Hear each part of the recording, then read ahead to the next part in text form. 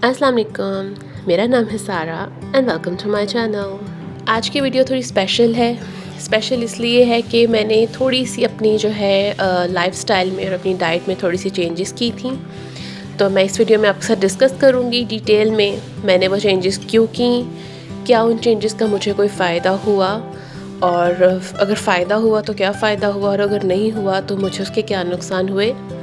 तो चले ये वीडियो स्टार्ट करते हैं। अच्छा, रमज़ान के महीने में ना आप जितनी मर्ज़ी एहतियात कर लो, लेकिन फिर भी कुछ ना कुछ ऐसा बन जाता था, ऐसा कुछ ना कुछ जो फ्राइड होता था या उसमें मिर्च मसाले तेज़ होते थे, कभी बच्चों की फरमाइश से या कभी ख़ुद भी अपना भी दिल करता था। तो इस महीने के बाद जो है ना बड़ा ज़रूरी हो जाता है कि आप अपने स्टमक को ना एक तरह से रेस्ट दें और उसको जो है थोड़ा सा हील होने का और अपनी डाइट को थोड़ा सा चेंज करें। मैंने जो अपनी डाइट में बेसिक चेंजेस की वो ये चीज़ें थी कि जो चीज़ें मैंने रमज़ान के महीने में बहुत ज़्यादा कंज्यूम की वो मैंने उनको थोड़ी देर के लिए अपनी डाइट से हटा दिया। जैसे कि आटे का इस्तेमाल हमने बहुत ज़्यादा किया।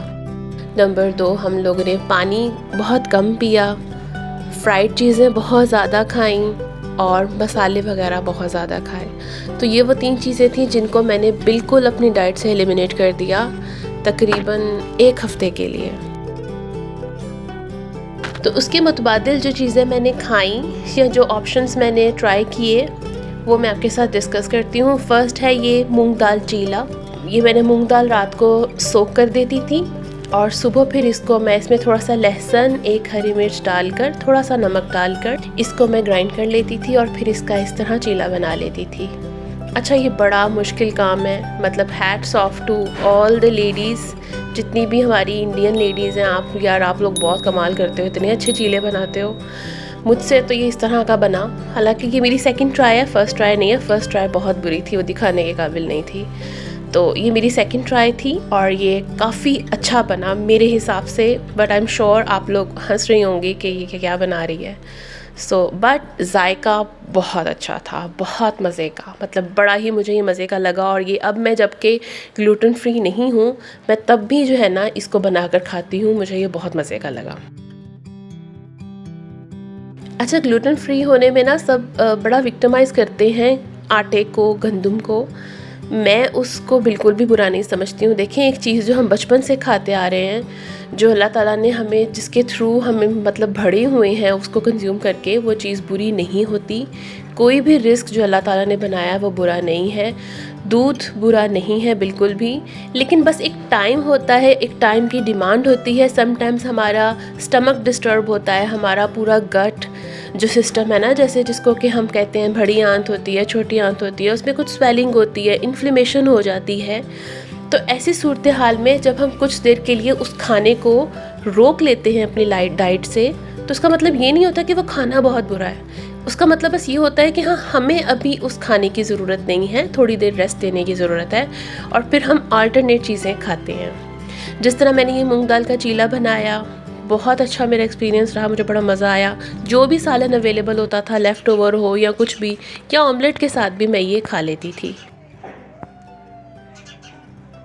सेकंड ऑप्शन मैंने बनाई रोटी, जो कि थी बाजरे के आटे की और बेसन की, और इसमें बहुत थोड़ा सा मैंने गंदम का आटा डाला, जस्ट उसको कंबाइन करने के लिए ना, एक शेप देने के लिए। बिकॉज़ बाजरे का आटा और बेसन का आटा दोनों जो है ना बड़ा मुश्किल है इनको शेप देना और इनको कंट्रोल करना। तो बिल्कुल थोड़ा सा इसमें मैंने गंदम का आटा डाला और इसको गर्म पानी से जो है ना वैसे गूंद लिया।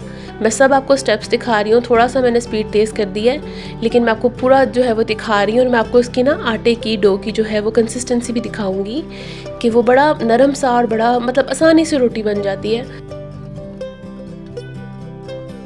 अच्छा, अपनी डाइट को चेंज करने का एक पर्पस ये भी होता है कि आप अपने स्टमक को कुछ नई चीज़ें इंट्रोड्यूस करवाते हो और आप ये देखती हो कि क्या आपका स्टमक जो है उनके साथ कंफर्टेबल है या नहीं।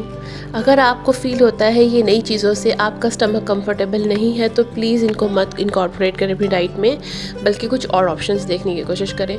मैं इनके साथ बहुत कंफर्टेबल रही हूँ।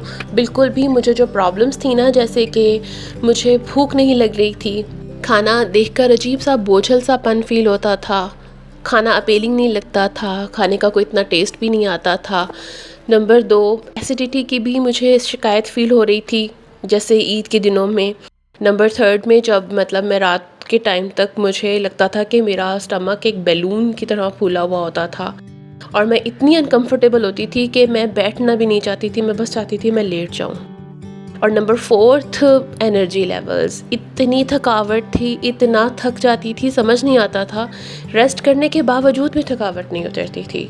तो ये वो सारे सिम्टम्स थे जिन्होंने मुझे सिग्नल्स की दिए कि यार अब थोड़ा सा अपने ऊपर सोचो, अपनी डाइट के ऊपर सोचो, अपने लाइफस्टाइल के ऊपर सोचो, कुछ तो बहुत गलत कर रही हूँ। तो फिर मैंने ये डाइट जो है इसको फॉलो किया।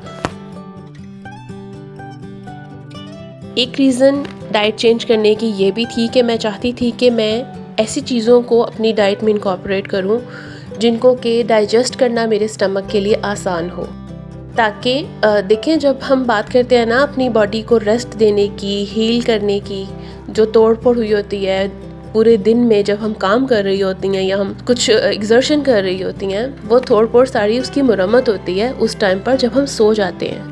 लेकिन हमारी नींद गहरी नहीं होती या हमारी बॉडी हील नहीं करती है जब तक कि हमारा स्टमक खाली ना हो।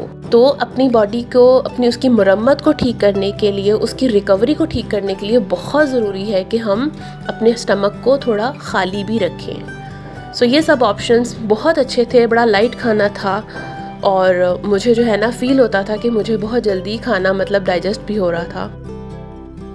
अच्छा, ये एक रेसिपी है क्विक सी जो कि मैंने इन दिनों बड़ी यूज़ की, बिकॉज़ फर्स्ट 2 डेज़ जब मैं अपनी डाइट चेंज की है, मैंने अपना एनर्जी सोर्स चेंज किया था, तो यस मेरी एनर्जी लेवल्स डाउन थे, मैं बहुत जल्दी थक रही थी और मुझे मल्टीपल टाइम जो है वो रेस्ट भी करना पड़ा था। तो ऐसे में ये मैंने बच्चों को उस तरह का स्नैक्स बना देती थी जो कि बड़े ही ना ईज़िली बनने वाले थे और ज़्यादा टाइम भी कंज्यूम नहीं होता था। सो आई होप आप भी ऐसे अल्टरनेट जो है ना वो यूज़ कर सकें, इसलिए मैं आपके साथ ये शेयर कर रही हूँ। बाकी कहवे मेरे चल रहे थे।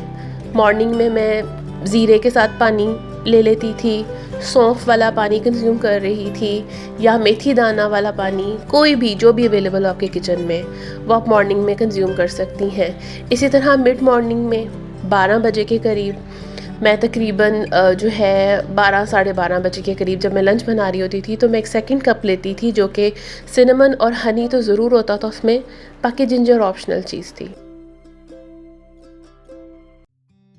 अच्छा, ये मैंने एक डिज़र्ट बनाया है, ये बहुत मज़े का बना, मतलब मैं एक्सपेक्ट नहीं कर रही थी, लेकिन मैंने ना अपने लिए, मुझे चूँकि मीठा थोड़ा अच्छा लगता है, तो बिल्कुल डेयरी फ्री होना, ग्लूटेन फ्री होना और ऐसे लिए इसमें अपने लिए एक डिज़र्ट बनाना बड़ा मुश्किल था। लेकिन आप ये रेसिपी ज़रूर ट्राई करिएगा। मेरे पास फ्रोज़न स्ट्रॉबेरीज़ थी, उनमें मैंने जो है वो बॉयल किया हुआ साबूदाना डाला और उसको ब्लेंड करके चीनी डाल के तो उसको फ्रीज़ कर दिया ओवरनाइट। और बनानास भी डाले थे, ऑब्वियसली स्वीटनिंग के लिए बनानास भी डाले थे। ये कुछ स्नैकिंग ऑप्शंस मैंने आपको दिए हैं। नट्स एज इट इज़ भी खा रही थी, सोक करके भी खा रही थी, क्योंकि लंच टाइम तक ना इतनी भूख नहीं लगती थी। स्पेशली जब मैं जो है वो बाजरे की और बेसन की रोटी जिन दिनों कंज्यूम कर रही थी, मुझे बिल्कुल भूख नहीं लगती थी, तो फिर इस तरह के स्नैक्स खा लेती थी। ये बिस्किट्स मैंने ट्राई किए, मैं इसकी जो है वो रेसिपी नीचे आपको डिस्क्रिप्शन में दे दूँगी, जिस वीडियो से मैंने ये ली थी। बहुत अच्छे बिस्किट्स थे, इसमें मैंने बादाम का आटा डाला था और थोड़ा सा गंदम का आटा डाला था। जितनी भी रेसिपीज़ मैं ट्राई कर रही हूँ, जो मतलब मैंने आपको इसमें जिनकी रेसिपीज़ मैंने शेयर नहीं की हैं, उनके लिंक्स मैं नीचे डाल दूँगी। ये बेसिकली दूसरे चैनल से इंस्पायर होकर मैंने ली थी, तो मैं सब जो है ना वीडियो लिंक्स नीचे डाल दूँगी। डिनर मैंने बहुत लाइट रखा, कुछ हैवी नहीं करती थी। ये इस तरह जो भी सालन पका होता था उसके साथ बॉयल्ड पोटैटोज़ ले लेती थी या बॉयल्ड राइस होते थे। तो पता मुश्किल हो जाता है कि आप 2-2 3-3 चीज़ें नहीं बना सकते हो ना, स्पेशली अगर आप नाश्ता भी अपने लिए डिफरेंट बना रहे हो। तो फिर मैं जस्ट इस तरह कर लेती थी कि जो भी घर में सालन पका होता था उसके साथ या तो बॉयल्ड राइस से ले लेती थी या पोटैटोज़। ये चेंजेस मैंने तकरीबन 5 दिन तक कंटिन्यू रखी और इसका फ़ायदा ये हुआ कि मुझे एसिडिटी मेरी बिल्कुल गॉन, वो जो स्टमक फूला फूला फ़ील होता था वो भी गॉन। पहले 2 दिन एनर्जी डाउन रही, लेकिन उसके बाद मेरी एनर्जी बहुत अच्छी रीगेन हुई और मैं जो थोड़ी बहुत कोई सिरप भी ले रही थी ना, जैसे गैविस्कॉन हो जाता है, या मैंने वो भी छोड़ दिया। आई होप आपको मेरी ये वीडियो यूज़फुल लगी होगी। अगर आपको यूज़फुल लगी है तो मेरे चैनल को लाइक कीजिए, शेयर कीजिए और सब्सक्राइब कीजिए। टिल माय नेक्स्ट वीडियो, अल्लाह हाफिज़।